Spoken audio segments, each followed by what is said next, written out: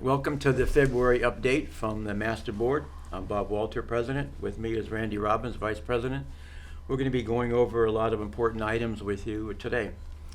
Some of those are a survey in reference to a dog park, yes or no, expansion of the lounge, yes or no, and Ajit has developed an excellent survey. I want to thank him for that. In addition to the survey, we're going to be doing or giving you information on the waterfalls. Are we going to get those back on, hopefully, and what the process is? Also, the pending election, very important election coming up for three new board members. In addition to that, we're going to be covering the master plan initiative,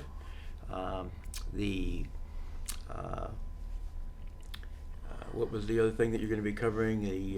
The restaurant analysis restaurant group analysis group and an update on the past action. and the past action group. And then at the very end, we'll have a few other concerns that we can bring up. So let me begin with the dog park. Actually, what we're doing here is it's not favor or not favor. We just want to get input from the membership here. And the two important items are not only dog park, but lounge expansion. So we have this survey going out, and I'm going to go over it with you. It's a very brief survey, and hopefully you can complete it and get your feelings known to the board. Question number one, very difficult one. Print your name and email address. Question two, dog owners and lovers have been clamoring for a dog park in Sun Lakes. Four Seasons has one called Canine Corral. Are you in favor of a single dog park being constructed in a suitable location in Sun Lakes? Yes, I'm in favor. No, I'm not. Now, if you're only if you put no to that, do you answer question number three? If you put yes, you skip and go on to four. Question number three, if the dog park was financed wholly by dog owners paying appropriate user fees, would you then be in favor of a dog park? Yes or no? Question four. An earlier master board has commissioned an architectural plan for the expansion of the lounge. For years, no action was taken on it. The lounge expansion has been favored by Sun Lakes residents who use the lounge.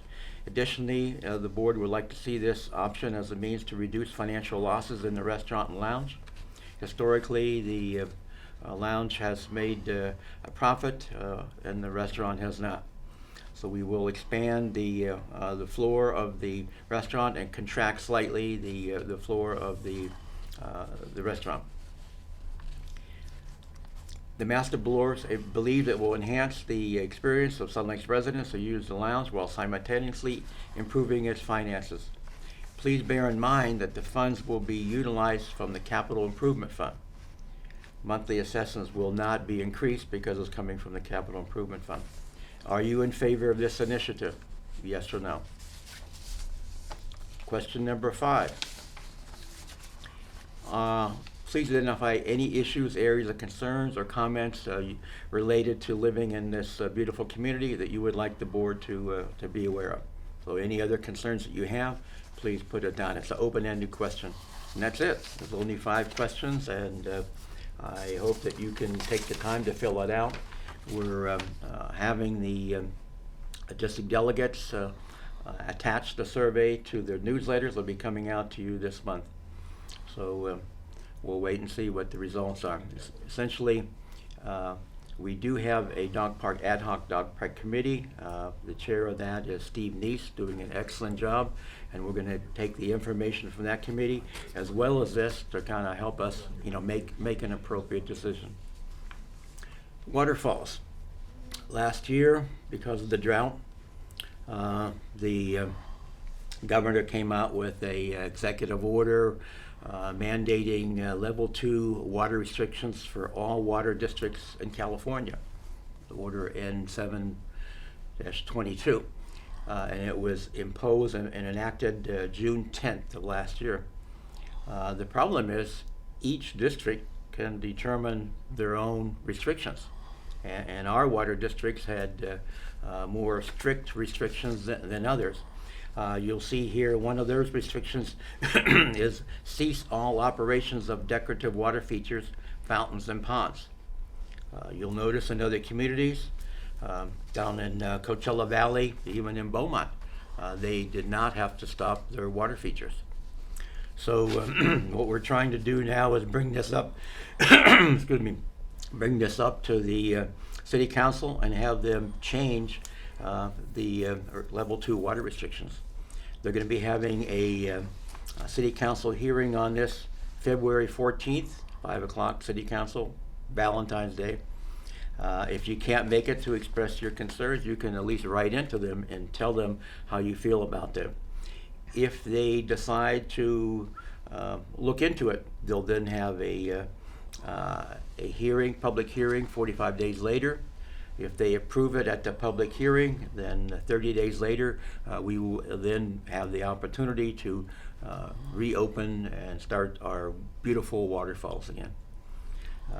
There's a lot of expense involved, but I think the community is willing to repair and get it pumping and working again if that were to happen. The next item is the elections. Elections are coming up. Right now, I think we have 4 or 5 candidates that have submitted their paperwork. This 8th of this month is the final deadline. So if you're considering, make sure that you get it in by 5 o'clock on the 8th. On the 10th, there's going to be a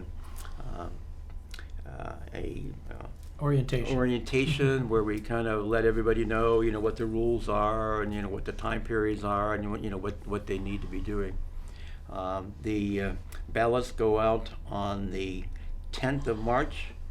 We're going to have a forum in the main ballroom. It's going to be at on the 1st of March, 4:30. There's only going to be one forum this year. And then on April the 12th is when everything comes back in, and we tabulate the votes and determine who the 3 new board members are going to be. Now, 2 of the current board members, Lori and Beverly, are running for re-election, so bear that in mind. Now, Randy is going to be talking about some of the other issues here in our beautiful community. Thank you, Bob. First thing I wanted to talk about is the food and beverage analysis group that was put together by the board. Myself and Lori Hazelton are the co-chairs of this committee. And what our goal was, we have about 4 or 5 other residents that are on the committee. And what our goal is to work with management, Mr. Mitchell, as well as the restaurant management.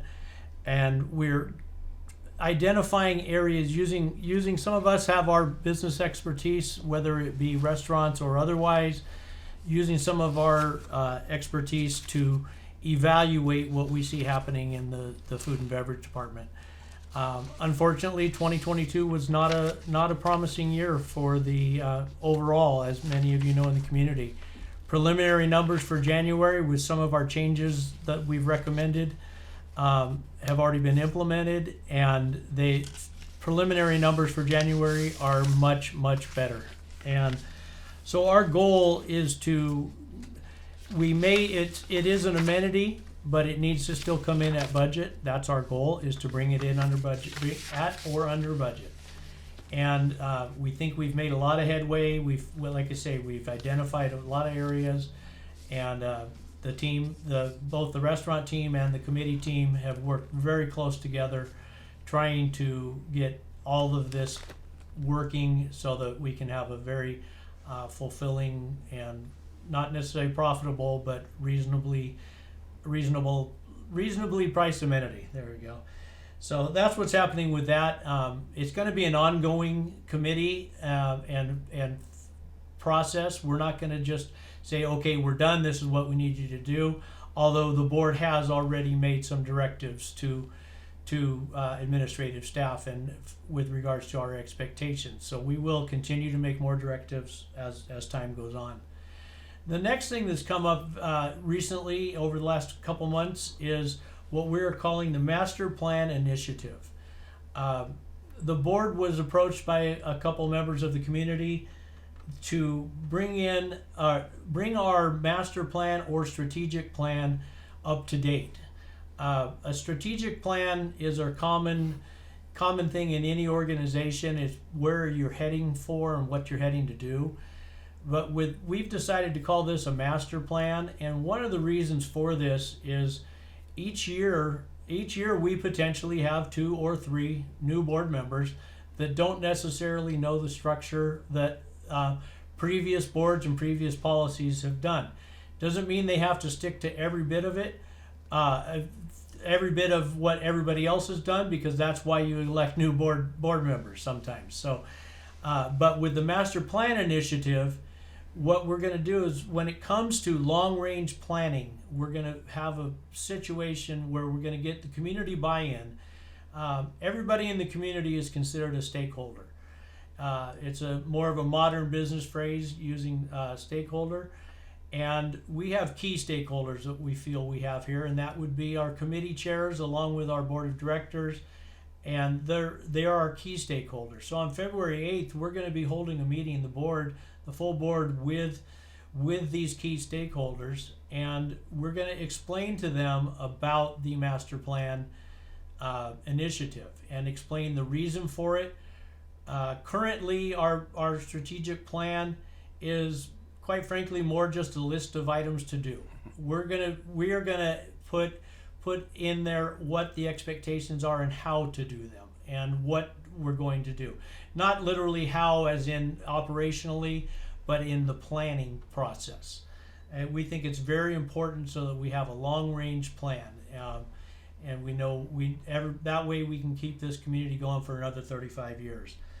The key people involved in that from the planning side are Mr. Bob Hicks, Ron Varner, and Steve Von Reich.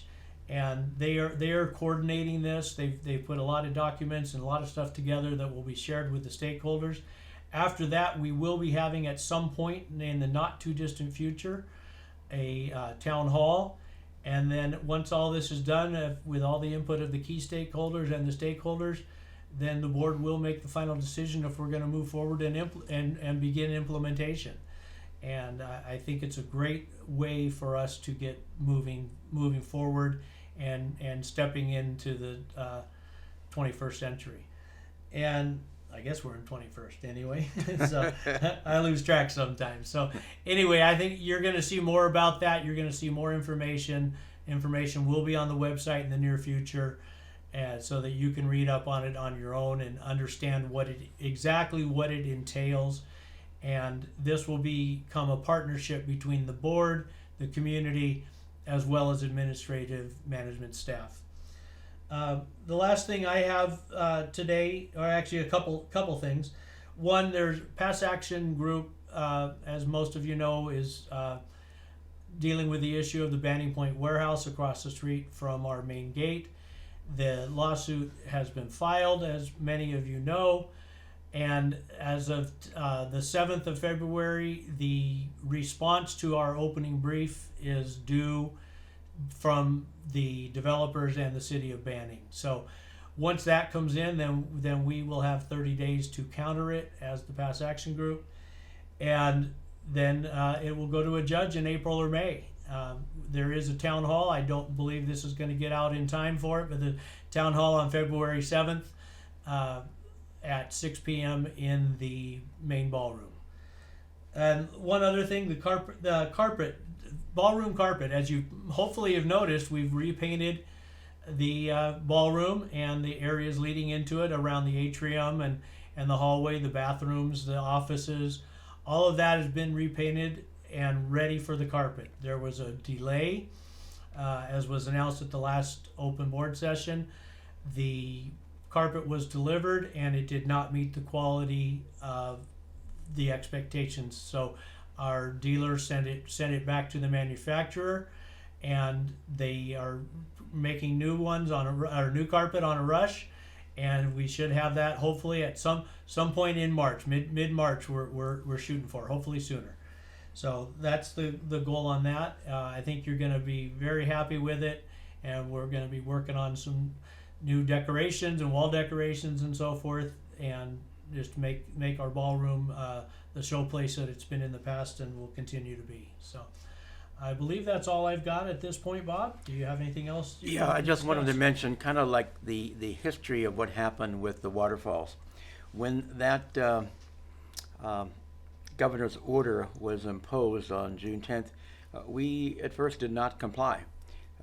We had meetings, and we've continued to have meetings with the Public Service Director, Art Vela, and the city manager here in Banning. And for the first, I think, like about 6 or 8 weeks, we said no, we weren't going to. We wanted to keep it open. How come the other ones had it? And they threatened us with fines, and we finally decided, okay, we'll comply.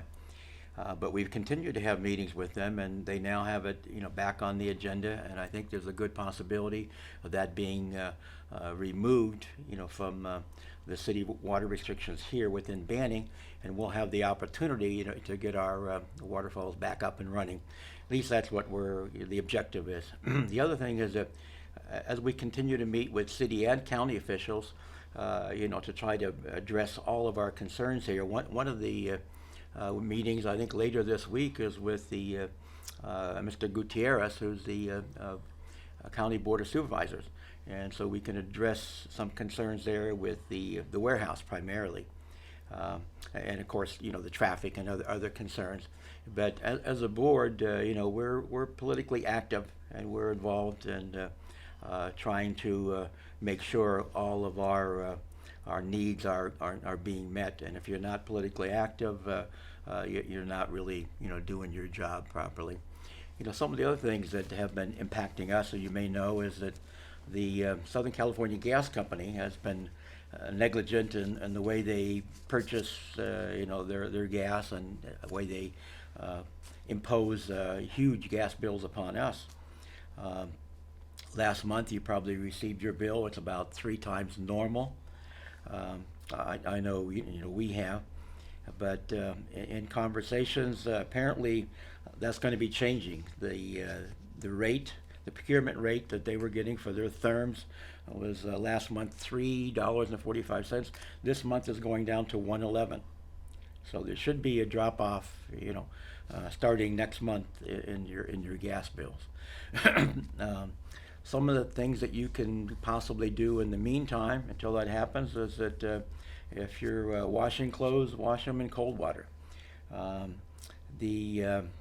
Limit the use of spas and your fireplaces. Lower your thermostat. There's some other really good ideas posted on the community awareness page and the lifestyles. So we're gonna get through this, but it's like 1 or 2 months of horrendous increase, and it's primarily, in my opinion, mismanagement from Southern California Gas. The rest of the country, the natural gas price has actually been going down, while theirs has tripled. The other thing I wanted to mention is that we have some openings on the District 8. The district delegate and the alternate, they moved away, so we needed some volunteers to volunteer for that particular position.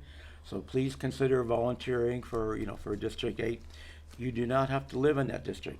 We have people that are district delegates that live outside that, just people that want to give back to the community, and get involved in the overall governance of our beautiful community here. So please volunteer, and I think that's all we have today. Is anything else of importance that you can think of? Nope, nothing that I can think of. Just happy Valentine's Day to everybody out there. What there is one last thing is that if you want to communicate concerns and complaints, please use message to management.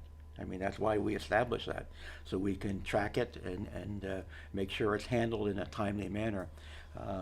You can call us. We have our phone numbers and our emails listed in Lifestyles. But if you're going to list various questionable complaints on different Facebook platforms, they're not going to be addressed, because we don't respond to Facebook complaints. We respond to message to management, and we respond to concerns at open board meetings or to us directly. So please contact us so we can take care of it. Thank you very much. Thank you, everybody.